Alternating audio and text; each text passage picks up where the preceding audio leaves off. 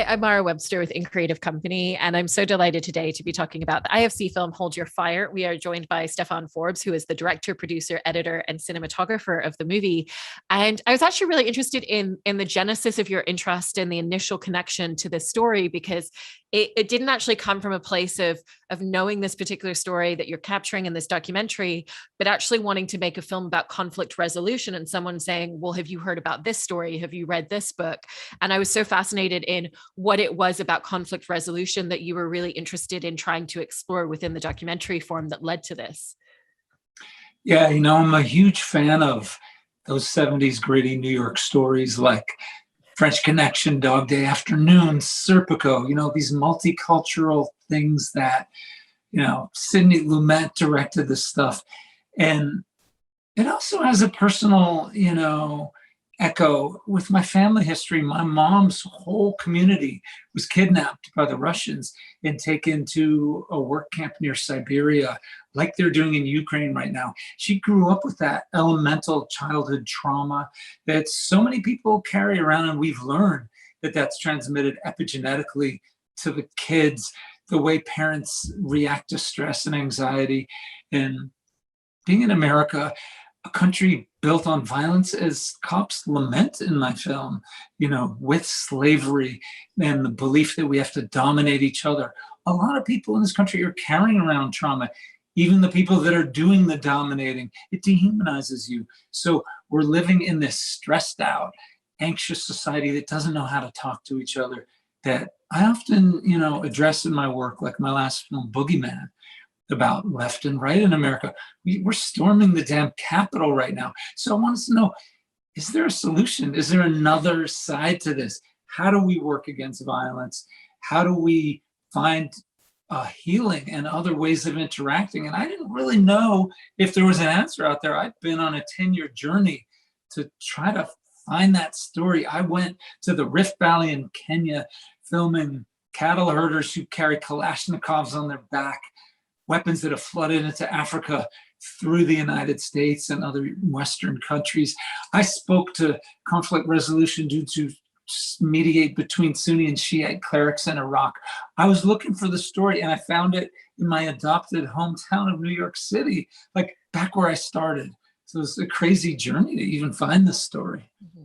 And it was a crazy journey as well, even just in terms of finding the people who were involved in this particular incident in this night in 1973. And, what I appreciate about the film is that you've really sought out voices from every single side of the experience. You have police officer who was there, you have the men who went in to perform the initial robbery, and you look at what led them there that evening. You've got conversations about hostages, but also even the child of one of the hostages, of what did that mean to our family, to have had that experience, and what did it do to my parent. And it sounds like there was a really fascinating trajectory in terms of just trying to track people down to the point where even with Shu'aib, you initially thought that he had passed away because you read a eulogy that sounded like it was him. And so I was fascinated in terms of just that journey of research to really find everybody. And if it was something that was so important to you from the beginning to have all these voices, or if it was people going, oh, who else you should talk to? Like, you should talk to this person. Yeah, when I brought on Fab Five Freddy, it's just part of how you live. You have a community of friends that you talk to about stuff you're working on. I was like, Fred, did you ever hear about this? And he's like, yeah, it was near, my home in Bed-Stuy. That's where I grew up. You should talk to my uncle. I went out and had lunch. And Fab is from this tradition of like Brooklyn intellectuals. Max Roach, the great drummer, is his godfather. So there were many ways into the story. And I sort of never just want to take that one cliched good guys and bad guys story. I think with race in America, a lot of times it's so hard for us to talk about because we have such a binary viewpoint. It's good and bad. It's black and white. It's cop and criminal. And I wanted to chop that up a little and really look beyond those labels that divide us and get the human side of the story, which is what's interesting to me. Again, it's easy to pay lip service to pluralism in America. It's what our society does. And I had a little more sympathy for our politics when I actually tried to weave everyone's competing narratives into one timeline in the Avid, it never worked. It was incredibly hard. And I kept saying, like, I thought I knew how to make a movie. It gave me a little sympathy for how hard it is as a nation to make sure everybody's voice is heard. And especially because I don't really use narrators in my work.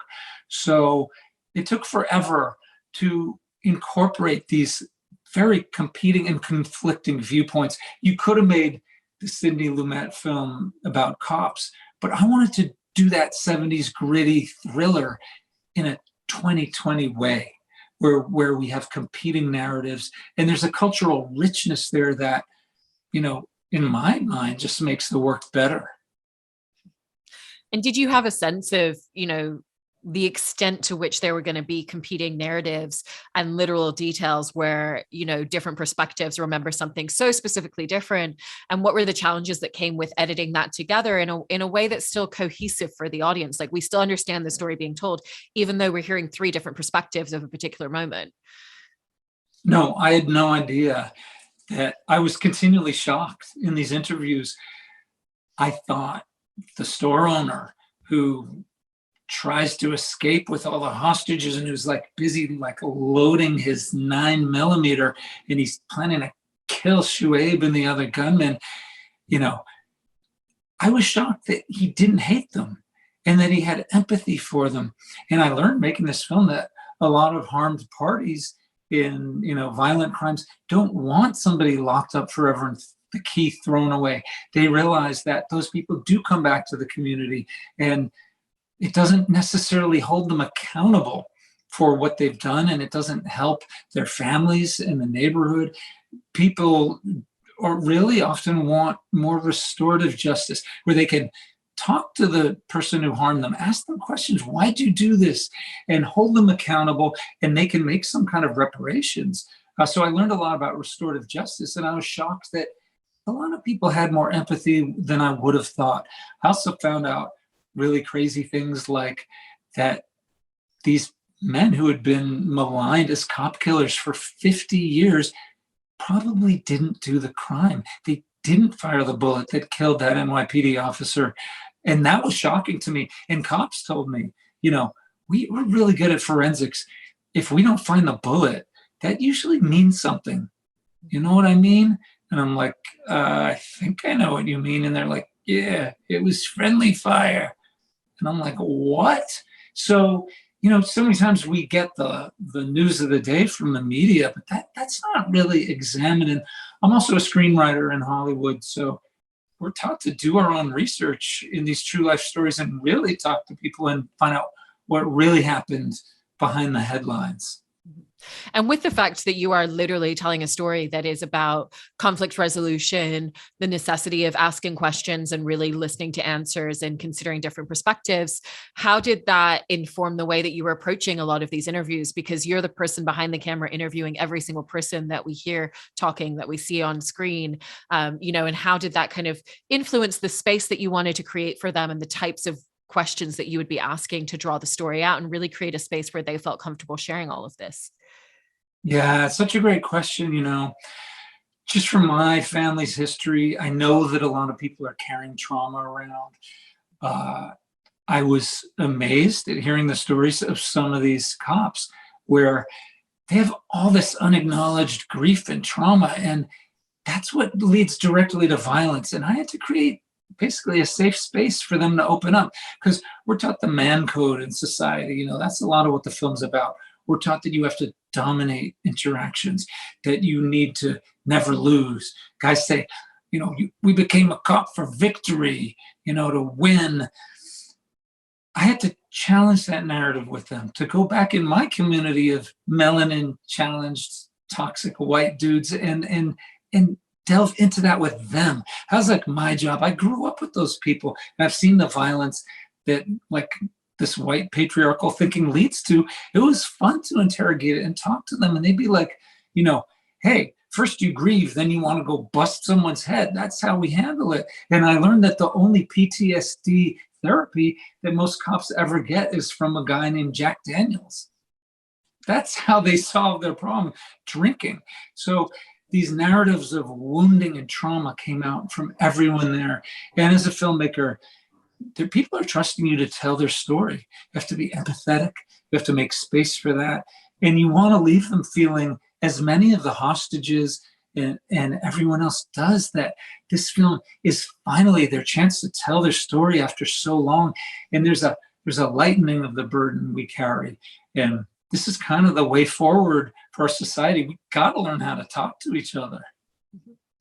And I was also interested in that regard as well, into what a lot of the communication looked like before you sat down on camera. Were there people that had particular questions about what type of story you wanted to tell, how you wanted to tell the story? Were you telling it objectively or with a particular perspective? And was there anyone that was, a little hesitant for valid reasons to step into the story, that kind of, once they talked to you, felt very comfortable sitting down as well?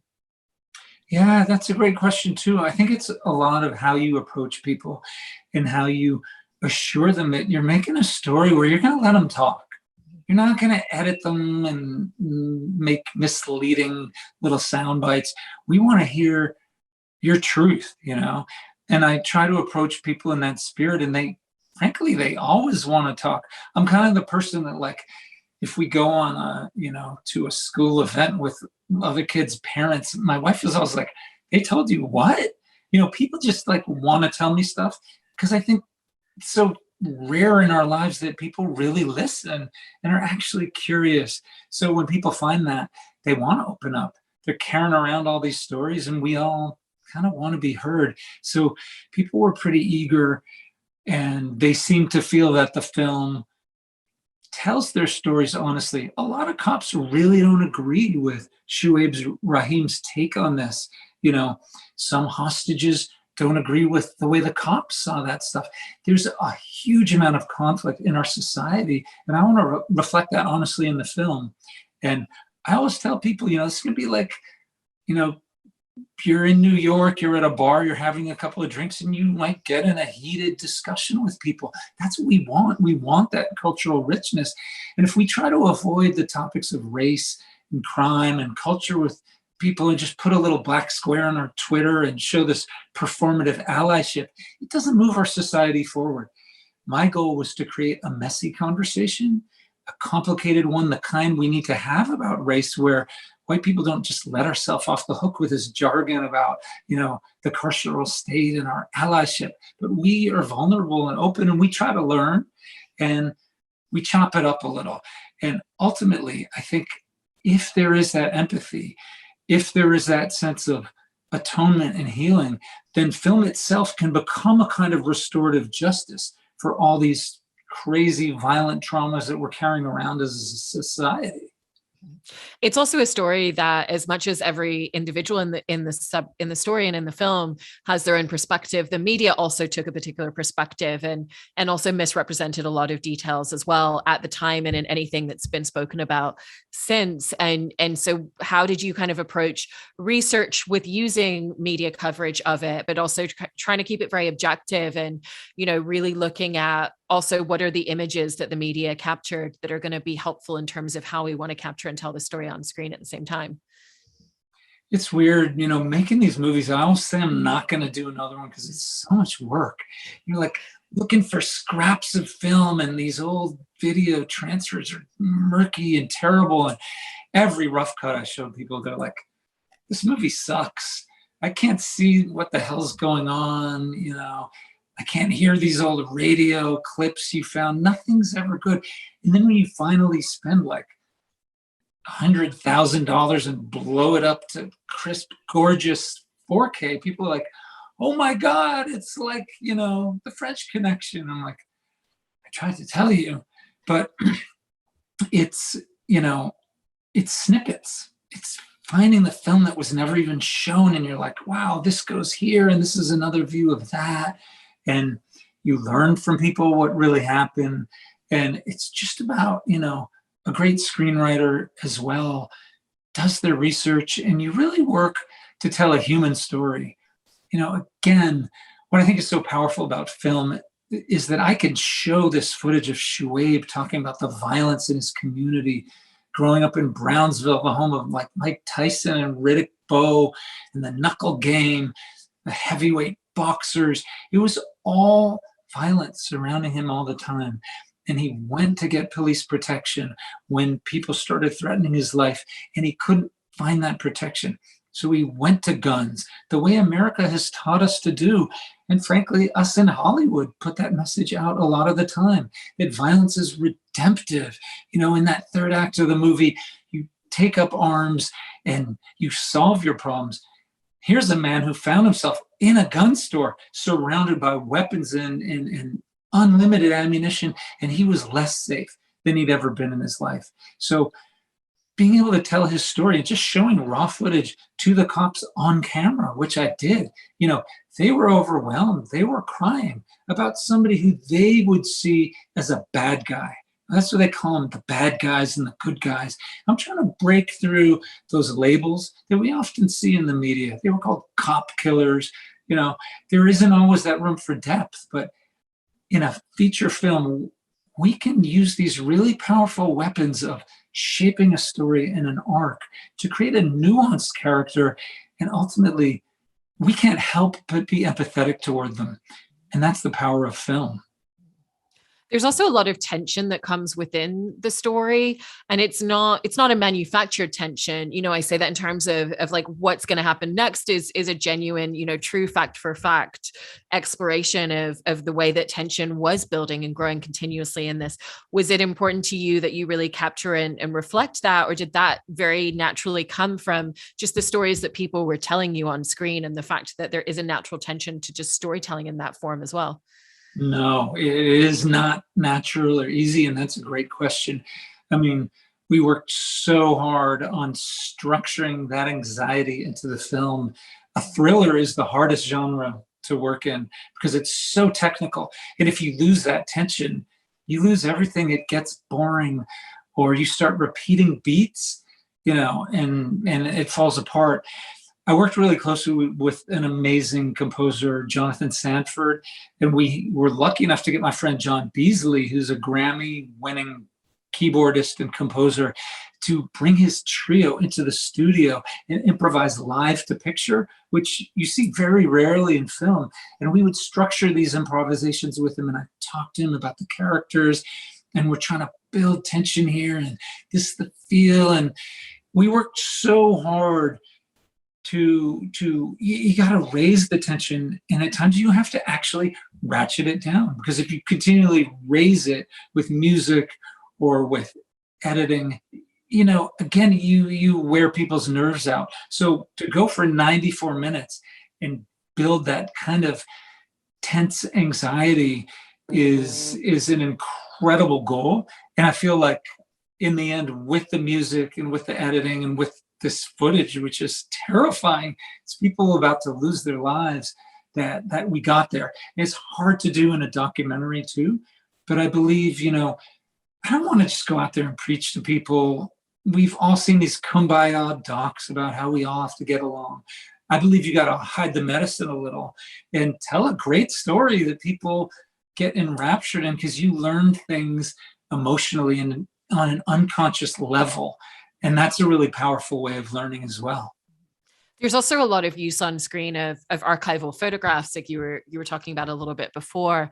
Are the challenges that come with trying to tell a story where that's so much of the visual medium and yet still make it feel dynamic? Because even just the act of zooming in on one of those photographs and kind of bringing our eye to a particular focal point is creating a dynamic element to it, as opposed to it just being a static image on screen, which you use quite frequently. Yeah, I mean, I've ended up editing most of my own stuff, but I have this incredible team of award-winning editors that I will send them a cut and I'll just say, tear this to shreds. No, I'd rather you do it than some critic later on. And so people are brutal with me, and they're like, this section's boring, cut that, you know, why are you showing this picture? And what I've learned great documentary filmmakers often do is segregate the film footage, the archival, and photographs. Like if you're going to build a sequence, build it all with photographs. Show me 3 or 4, push in somewhere, lead our eyes through the frame. It's a bit of a treasure hunt, and it's a mystery, and you're revealing key details. Like where Jerry's 9mm is hidden upstairs. It's the place he's trying to go because he wants to murder them. And you're setting up things that might pay off down the road. And visually, the interior of this store was a super hard space to make people feel like they understood. And you want to feel that there's danger lurking around every corner. I mean, these people are trapped inside. There's 4 gunmen with these powerful weapons, but outside there's 1,000 cops who want to invade and murder them. If they throw tear gas into this store, this ammunition is going to go sky high, and a whole block of Brooklyn with hundreds of families is going to go up in flames, like we saw in Philadelphia with the MOVE compound, or like we saw at Waco in Texas, which incidentally were 2 of the police departments that Harvey Schlossberg, this visionary police psychologist, never trained. Those places ended in conflagrations. So we're working with this like deep human fear that this is going to happen. And we have no footage from inside this hostage siege. And it's, you know, a great honor when people tell me, like, I felt like I was inside there with him. And all we had were these crime scene photographs that I discovered really late in the day. You know, a cop was like, hey, I got some pictures laying around, you know, you want to see them? And I'm like, oh my God, he had 80 gorgeous black and white photographs that were pristine prints that we could push way in on. So you're always, it's like a treasure hunt. You're looking for these elements all along to try to tell a dramatic story. Mm-hmm. Right. And you're bringing up there Harvey Schlossberg, who was the police officer, who was the person to say, you know, let's try a different form. Let's try communication. Let's listen to what it is that led to this moment. And, you know, also led to the fact that it was a 47-hour standoff because they were playing it in that way. But I think it's what's so fascinating about this story is it's not just him who comes in with that approach. Like you said, Jerry, the store owner, you know, had the opportunity. He had guns, he had ammunition, he knew where everything in that store was, and he chose, you know, not to have violence. There was no violence exerted towards the hostages who ended up being part of the situation. And there were just a lot of different instances of where violence could have happened in a different way, but it was pulled back. And I was so fascinated into your perspective on that and how you really wanted to capture this as a story that doesn't just say, here's one guy who suggested this, and this was the initial genesis of it. But actually there were so many different moments during this night and during this standoff, which also reacted in that same way, which was really, really fascinating to learn about. Yeah, that's a great point. I mean, there are all these moments in the story, and thank you for not giving some of them away because they're super dramatic on screen, but where people who've been taught all their lives that violence is the answer and our role as a man is to dominate. And Jerry had a machine gun unit in the army, and he's like, I'm going to kill them all. You know, he doesn't. He holds his fire in him. Now I'm giving it away. But in a very heroic way. And people are amazed at the story. They're like, oh my God, this is one of the great hostage stories just because of how it ends, which is crazy. But there's also a moment when the cops probably would have normally really started shooting and created another whole tragedy. You know, you have 12 women and children that are in there, you know, their lives are at stake. And the crazy thing too is that you have 1,000 cops outside with sniper rifles, but surrounding them are another 2,000 or 3,000 people in the community that are furious at a legacy of cops acting like an occupying army in their neighborhood, which, you know, one officer even says that's what we were. We threw the Constitution out the window, you know, and that crowd out there at one point, you know, is ready to riot, and lives will definitely be lost if they have to invade the store. So at all these important story points, I wanted to make clear that we face this primal moment of, will I react with emotion and violence, or will I be able to do what Dr. Schlossberg taught people around the world? I'll be able to calm down, engage in words, let the other side know that I hear them, you know, active listening, and not try to dominate the conversation, not try to put myself in a higher status and the person I'm talking to in a lower status. And it's amazing, you know, we all want to point the finger at cops for the violence that they sometimes perpetrate in our society. This is stuff we all need to learn. Anyone who's in a relationship with a significant other needs to learn how to let people know that you hear them, so they just don't keep repeating what they're saying and ratcheting up the tension. Anyone who has a kid can definitely use hostage negotiating techniques to calm their kids down when they're being utterly irrational. So these are techniques we need to learn. And even look at our involvement with Iraq and Afghanistan. We thought that pouring billions of dollars worth of troops and weapons into these societies was going to achieve something. But as people teach us, consent of the governed is the ultimate force multiplier. If people don't want you there, all you're doing with this dominance is building the resistance to you. When we talk to our kids with all this hostility and trying to dominate them, we're teaching them how to dominate, and they use that back on us. And things don't go so well. So, it's exciting to have audiences telling us like, oh my God, I'm going to go try this at home, with my kids. I mean, it's so interesting to hear you talk about all the details of this film, because it is such a film that brings in so many different perspectives and voices, and feels like it's very much about the dialogue and conversation that it starts after watching the film. So congratulations on everything with the movie. And thank you so much for sharing all of this. Really appreciate your time today, Stefan. Yeah, thank you for having me.